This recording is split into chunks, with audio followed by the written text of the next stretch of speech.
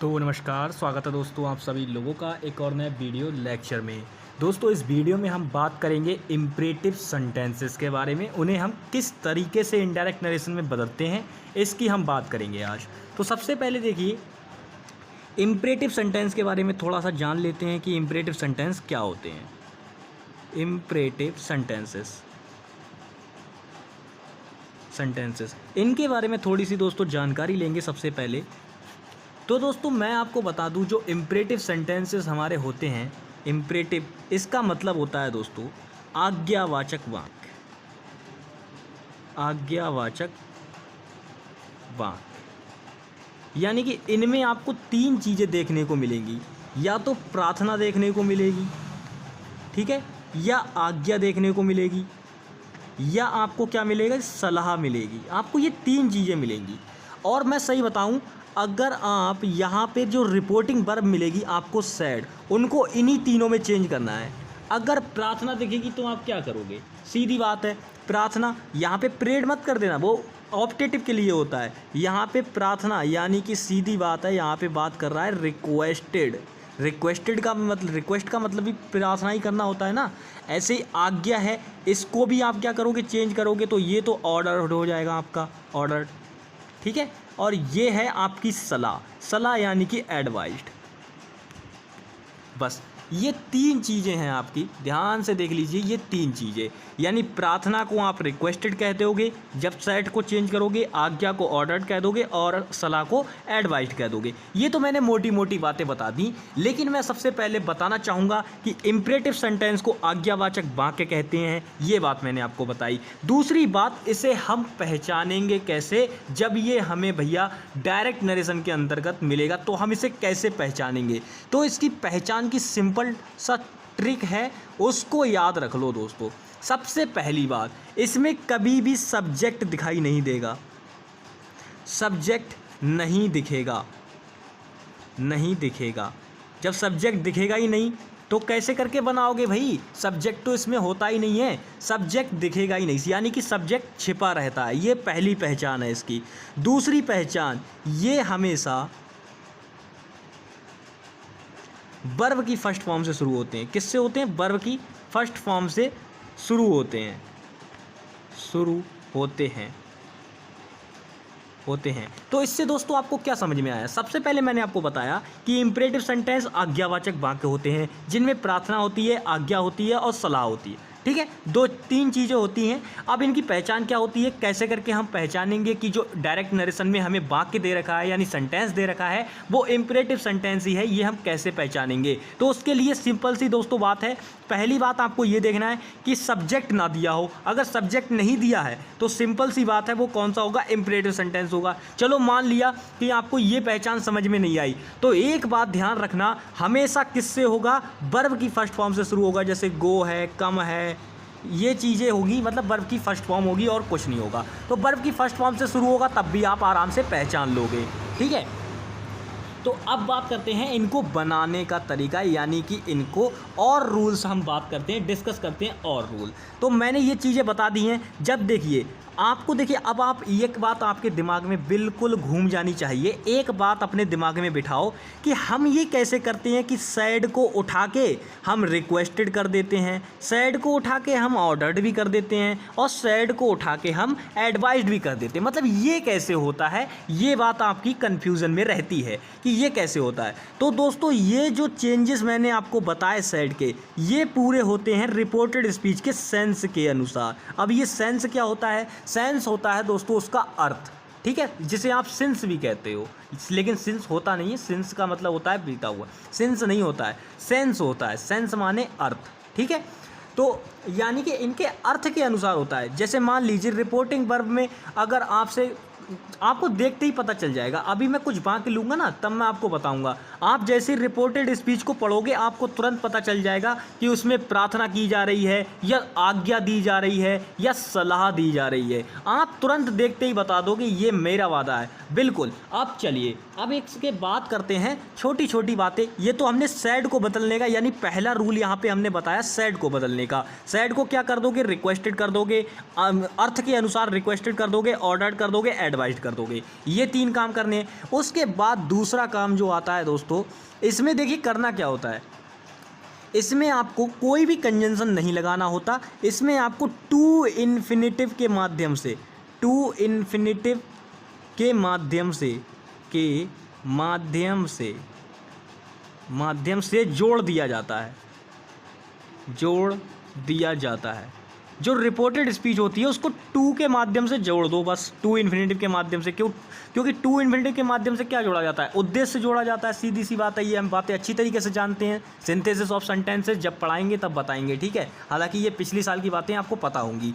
तो ये है टू, टू होता है इन्फिनेटिव। वैसे टू आपका 3 प्रकार का होता है, एक ये वाला टू होता है, एक ये वाला टू होता है। ये नंबरिक है, ये एडवर्ब है और ये आपका इन्फिनेटिव है। तीनों के बारे में जान लो, ठीक है। इसका भी यूज़ बहुत है, इसका भी यूज़ बहुत है। ट्रांसफॉर्मेशन ऑफ सेंटेंसेस में भी इसका यूज़ है, सिंटैक्स में भी इसका यूज़ है और आपका सिंथेसिस ऑफ सेंटेंसेस में भी इसका इस्तेमाल होता है। तो ये मैंने 2 रूल आपको बताए कि सैड को उठा के आप रिक्वेस्टेड, ऑर्डर्ड और एडवाइज्ड में चेंज करोगे। टू इन्फिनेटिव लगा के आपको क्या करना है, बस रिपोर्टेड स्पीच को जोड़ देना है, आपकी इनडायरेक्ट नरेशन बन के तैयार हो जाएगी। चलिए अब लेते हैं जरा कुछ वाक्य, यानी कि एक तरीके से मैं इसको क्या कहता हूं हमेशा, शॉर्ट एक्सरसाइज। शॉर्ट एक्सरसाइज का मतलब होता है दोस्तों 1-2 एग्जाम्पल लेना और उसकी मदद से आपका पूरा कंसेप्ट क्लियर करा देना, ठीक है। तो मैं चलिए लेता हूं जरा 1-2 बढ़िया बढ़िया एग्जाम्पल। सबसे पहला एग्जाम्पल मैं लेता हूं कि he said to me come in, come in। अब देखिए दोस्तों, he said to me come in। अब यहां पे कहा जा रहा है come in, अंदर आओ। सबसे पहली बात दोस्तों, यहाँ पे मेन कन्फ्यूज़न जानते हो क्या रहती है। अब ये ही सेड टू मी है। अब यहाँ पे सबसे पहली बात देखिए, यहाँ पे सीक्वेंस से चलूँगा। अगर मैंने ऐसे एकदम बता दिया तो आप बोलोगे यार पता नहीं, समझ में नहीं आया कुछ, कैसे करके क्या किया। तो सीक्वेंस से चलो। सबसे पहले हमने देखा कि रिपोर्टिंग वर्ब क्या है, हमारी सैड है, यानी कि चेंजेस होंगे। तो रिपोर्टेड स्पीच की तरफ बढ़ो। रिपोर्टेड स्पीच में जैसे ही हम चलते हैं तो हम क्या देखते हैं कि भैया हमारे लिए कम इन रिपोर्टेड स्पीच दे रखी है। कम क्या है दोस्तों, वर्ब की फर्स्ट फॉर्म है, वर्ब की फर्स्ट फॉर्म है। और ध्यान से देख लो दोस्तों, इसके आगे कोई भी सब्जेक्ट नहीं लग रखा है, यानी सब्जेक्ट है ही नहीं, और प्लस वर्ब की फर्स्ट फॉर्म से शुरू हुआ है। तो ये कौन सा वाक्य हो गया, बिल्कुल आंसर करो, कौन सा वाक्य हो गया, इंपरेटिव सेंटेंस हो गया। तो इंपरेटिव सेंटेंस हो गया तो इसको बनाने का सिंपल रूल अप्लाई कर दो। अब देखो यहाँ पे सबसे मेन बात अब आएगी कि जब हम इनडायरेक्ट नरेशन में बदलेंगे तो हम क्या करें, इस सेड के स्थान पे क्या यूज़ करेंगे। तो देखो दोस्तों, सबसे पहली बात, ही सेड टू मी, उसने मुझसे कहा, कम इन, अंदर आओ। अब यहाँ पे देखिए दोस्तों, अगर ये जो बहे अगर ये आपका फ्रेंड है तो जाहिर सी बात है ये आपसे रिक्वेस्ट भी नहीं करने वाला, कहेगा अबे आने हैं तो आ, वरना जा, ऐसे बोलेगा, ठीक है। तो ना तो ये रिक्वेस्ट करेगा, ना आपको ऑर्डर कर सकता है, ये करेगा एडवाइस, अरे चल यार अंदर आ जा, ऐसे करके बोलेगा। तो ये क्या करेगा, एडवाइस्ड करेगा, यानी कि ही एडवाइज्ड मी टू कम इन। देखिए दोस्तों, अपने पास से वाक्य मैं इसलिए लेता हूं ताकि आपको समझा सकूं। अब मैंने यहाँ पे इसे ही को क्या माना है, इस ही और मी को दोनों को मैंने फ्रेंड समझा है, इसलिए मैंने कम इन के साथ ये जो वर्ब है यहाँ पे, जो मैंने रिपोर्टिंग वर्ब जो मैंने चेंज की, उसकी जगह पे मैंने क्या लगाया, एडवाइज्ड लगाया, ठीक है। अगर मैं यहाँ पे ही को कोई बड़ा व्यक्ति मान लेता, यानी कि एल्डर मान लेता अपने से, तो मैं यहाँ पे किसका यूज़ करता दोस्तों, तो वो हमें ऑर्डर्ड करते, he ordered me to come इन, ठीक है। अब इसी प्रकार से मैं क्या करूंगा, अब मैं लेने वाला हूं दोस्तों टीचर वाला एक एग्जांपल बहुत चलता है, तो टीचर वाला भी ले लेते हैं, ठीक है। तो टीचर वाला एग्जांपल लेते हैं। तो द टीचर सेड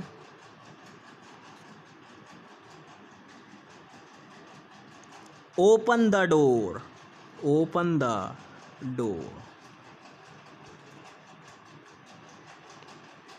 ठीक है। अब ये देखो, इसमें तो ये तो बहुत ही सरल है, इसमें तो कुछ भी नहीं है। सबसे पहले आपने क्या देखा, रिपोर्टिंग वर्ब देखी। सैड देखते ही आपके दिमाग में आया कि भैया परिवर्तन होंगे। परिवर्तन के लिए आप रिपोर्टेड स्पीच पे गए। रिपोर्टेड स्पीच में आप क्या देखते हैं कि भैया ओपन है, यानी वर्ब की फर्स्ट फॉर्म यहाँ पे आपको दे रखी है। यानी कि सीधी बात है, जब वर्ब की फर्स्ट फॉर्म से शुरू हो गया तो ये क्या हो गया, आपका इंपरेटिव सेंटेंस हो गया। जब इंपरेटिव सेंटेंस हो गया तो सिंपल इसमें क्या करो, अपना रूल अप्लाई कर दो।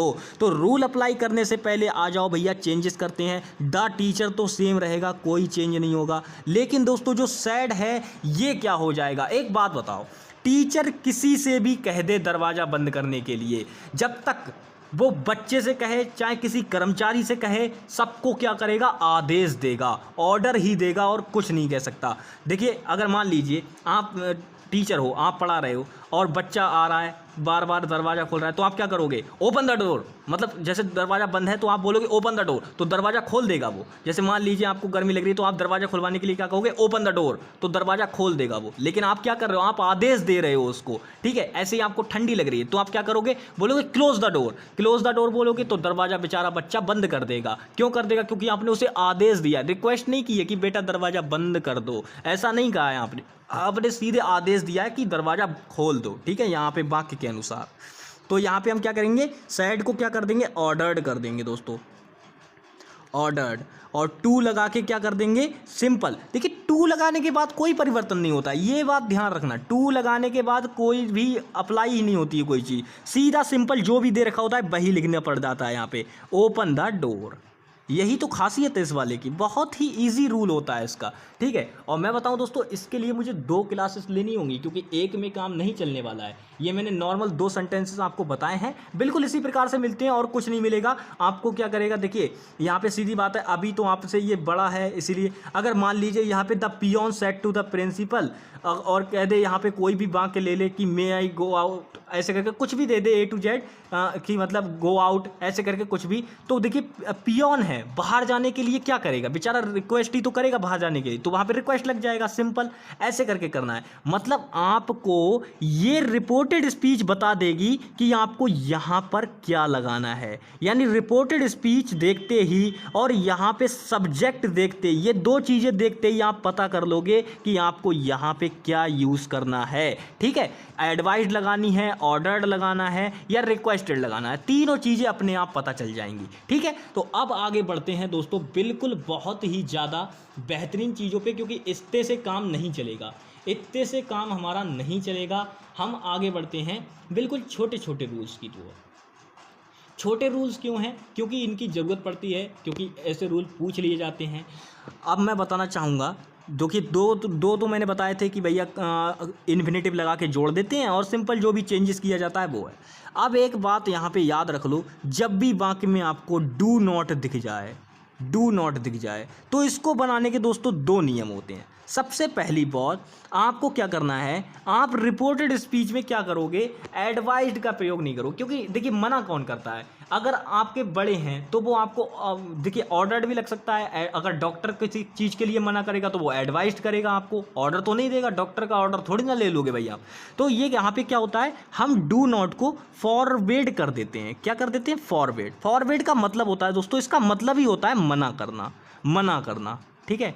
अगर मैं दोस्तों आपको बात बताऊं तो ये जो मना करना है, इसका मतलब दोस्तों हम क्या करेंगे, जो वाक्य में डू नॉट दे रखा होगा उसको हटा देंगे। यानी नॉट का हमारे वाक्य में कोई वंश ही नहीं रहेगा, नॉट खत्म हो जाएगा पूरी तरीके से, नॉट नहीं रहने वाला है वाक्य में।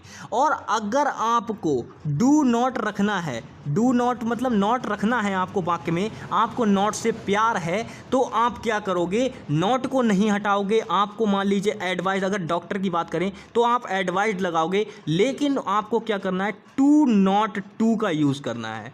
आप ऐसा करोगे तो आपको ये करना होगा, तब आपका सेंटेंस सही माना जाएगा इनडायरेक्ट नरेशन के अंदर, ठीक है। ये आपका एक और रूल हो गया छोटा सा।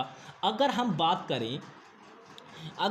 करें नेवर दिया हो, नेवर, तो आप क्या करेंगे, तो नेवर दिया होता है तो देखिए सिंपल इसके लिए है कि भैया सब्जेक्ट केस कोई भी हो आपका। देखिए एक बात बताओ, मैं अगर बोलूँ नेवर टेल अ लाई, तो आप बोलोगे कभी, इसका अर्थ निकालो, नेवर टेल अ लाई। चलो मैं यहाँ पे लिख देता हूँ, never tell a lie, tell a lie, ये है नेवर टेल अ लाई। इसका अगर मैं हिंदी अर्थ निकालूं तो इसका मतलब है कभी झूठ मत बोलो, कभी झूठ मत बोलो, ये इसका हिंदी अर्थ हो गया, कभी झूठ मत बोलो। ठीक है, राइटिंग से कॉम्प्रोमाइज़ प्लीज़, कभी झूठ मत बोलो। अब देखो, ये तो हमारा सेंटेंस हो गया। नेवर का मतलब होता है कभी नहीं, नेवर का मतलब कभी। ठीक है, मैंने यहाँ पे मत लगा दिया, अगर कभी नहीं झूठ बोलो तो वो अच्छा नहीं लगता, इसलिए कभी झूठ मत बोलो कर दिया। इसकी मीनिंग ही यही होगी, कभी झूठ मत बोलो। ठीक है, never tell a lie.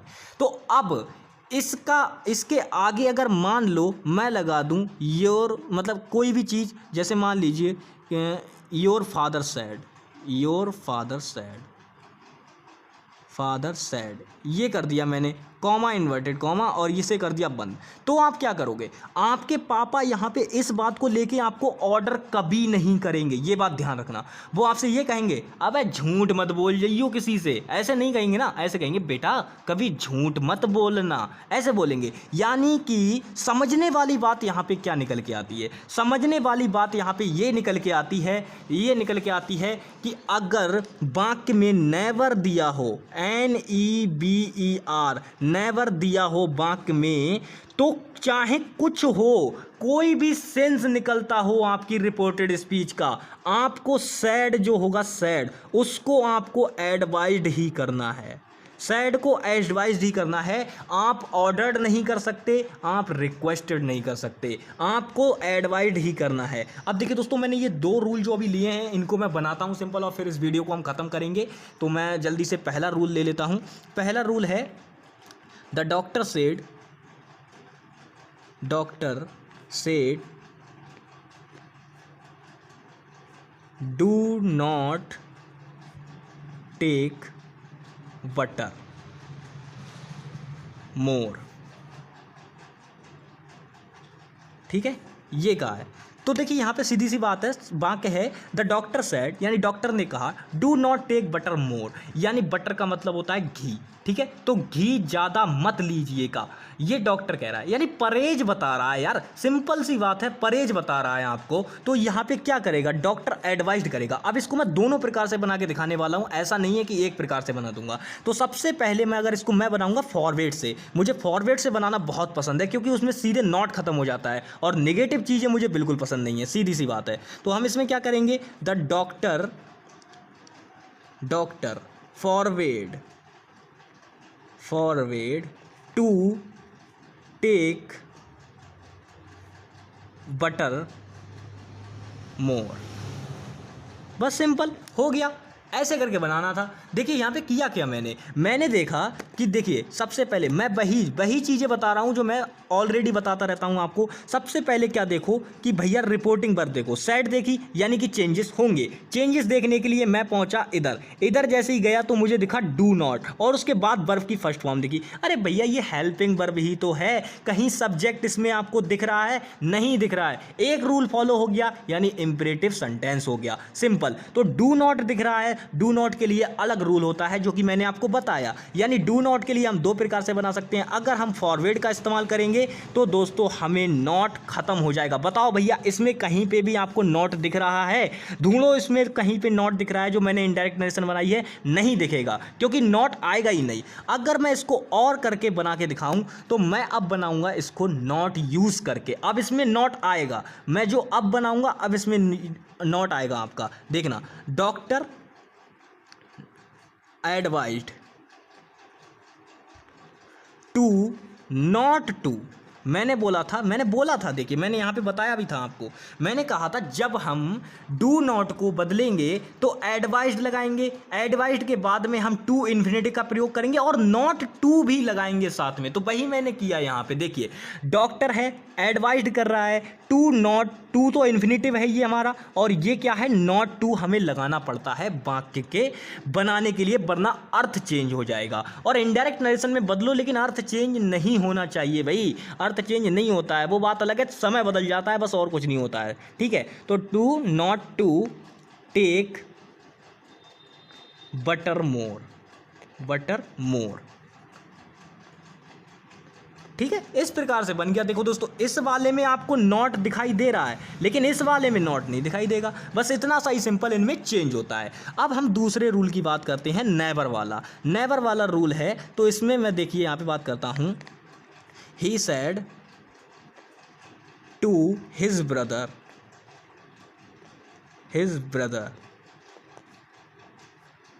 Never think negative. अब मेरे ऊपर है, मैं चाहे कुछ भी वाक्य ले लूँ, आपके ऊपर है, आप चाहे कुछ भी वाक्य ले सकते हो। तो मैंने यहाँ पे वाक्य लिया है, he said to his brother never think negative. इसका मतलब होता है दोस्तों, सीधी सीधी बात कि आपको क्या करना है यहाँ पे, he said to his brother never think negative. मतलब यहाँ पे सीधी बात, आपने सैड देखा, सैड देखते ही आपके दिमाग में आ गया कि भैया चेंजेस होंगे। चेंजेस के लिए आप इधर जाते हो, इधर जाते ही आपने देखा नेवर, अरे ये तो भाई ना वर्ब की फर्स्ट फॉर्म है ना सब्जेक्ट है, चलो आगे बढ़ते हैं। आगे देखा तो थिंक मिल गया भैया, थिंक मिल गई वर्ब की फर्स्ट फॉर्म, और थिंक का मतलब होता है सोचना। थिंक का मतलब क्या होता है दोस्तों, सोचना होता है। तो ये वर्ब की फर्स्ट फॉर्म मिल गई। नेवर है, नेवर कुछ नहीं होता है भैया, नेवर का मतलब होता है कभी नहीं, तो इससे तो हमें कोई दिक्कत नहीं है। लेकिन जब नेवर हमें वाक्य में मिल चुका है, तो इसके लिए मैंने एक रूल बताया था कि ये जो सैड होगी, यानी आपकी रिपोर्टिंग वर्ब होगी, ये चाहे आप कुछ भी कर लो, बनेगी क्या, आपकी सीधी सीधी एडवाइज्ड। यानी कि ही जो है, या अगर आपका बड़ा भाई भी है तब भी आप उसे एडवाइज्ड ही करोगे। ऐसा नहीं है कि आप उससे रिक्वेस्ट करोगे कि भैया कभी गलत बात नहीं सोचना, आप रिक्वेस्ट नहीं करोगे, आप एडवाइस दोगे कि यार कभी गलत मत सोचा करो, ऐसे करके बोलोगे, ठीक है। निगेटिव मतलब गलत बात सोचना, ठीक है। तो यहाँ पे हम सीधी अब इसको बना देते हैं, क्योंकि एडवाइज्ड ही लगाना है सेड टू सेड की जगह, तो कोई दिक्कत नहीं है। तो ही एडवाइज्ड हिज ब्रदर, कोई दिक्कत यहाँ तक नहीं होनी चाहिए, ठीक है। ही एडवाइज्ड हिज ब्रदर टू, ठीक है। अब उसके बाद क्या करना है, टू थिंक निगेटिव, बस और कुछ नहीं करना है, सिंपल टू थिंक। अब देखिए नेवर है। अब यहाँ पे एक बात यहाँ पे ध्यान दो, एक बात यहाँ पे आपको ध्यान देनी होगी, वो क्या है, अगर आपने क्या किया, ये जो नेवर है इसको आपने अगर चेंज नहीं किया यहाँ पे, तो बात गलत हो जाएगी। अगर मैं यहाँ पे ले लूँ, देखिए यहाँ पे देखिए सीधी बात है, ये नेवर जो है दोस्तों, यहाँ पे आपको नेवर लेना होगा यहाँ पे। क्यों? क्योंकि नेवर नहीं लिया तो ये आंसर का पूरा बदल जाएगा ना, चेंज हो जाएगा। मतलब यहाँ पे आपके भैया आपको सलाह करने लगेंगे कि गलत बात सोचो, बट नहीं सोचना है ना। तो यहाँ पे हम क्या करेंगे, इसको देखिए इस प्रकार से बनाना है। यहाँ पे क्या करो, आप यहाँ पे ऑब्लिक मारो और यहाँ पे नेवर लगा दो, टू नेवर थिंक निगेटिव, इस प्रकार से, बस सिंपल ये बन गया आपका, ये बन गया। और ये आपका कोई काटेगा नहीं, अगर वाक्य में आ गया तो आपको 2 नंबर मिलेंगे पूरे, ऐसे करके, ठीक है दोस्तों। तो चलिए मिलेंगे नेक्स्ट वीडियो में, तब तक के लिए bye bye, take care and जय हिंद दोस्तों। और नेक्स्ट वीडियो में हम लेट वाले वाक्य पढ़ेंगे, और मैं कुछ चीज़ें और रह गई हैं बताने के लिए कि प्लीज़, ग्राइंडली, कांट, इन शब्दों को हटा देते हैं और कुछ नहीं होता है, ठीक है, और कुछ नहीं होता है। जैसे प्लीज़ ग्रांट मी लीव ऐसे करके होता है, या please go to drinking water वगैरह, ये जो भी हैं चीज़ें, तो इनके लिए कुछ नहीं होता है। प्लीज़, काइंडली, ग्रांट को हटा दो, बस बात खत्म, टू लगाओ और अपना बना दो सेंटेंस, ठीक है। तो चलिए मिलेंगे नेक्स्ट वीडियो में, तब तक के लिए bye bye, take care and जय हिंद दोस्तों।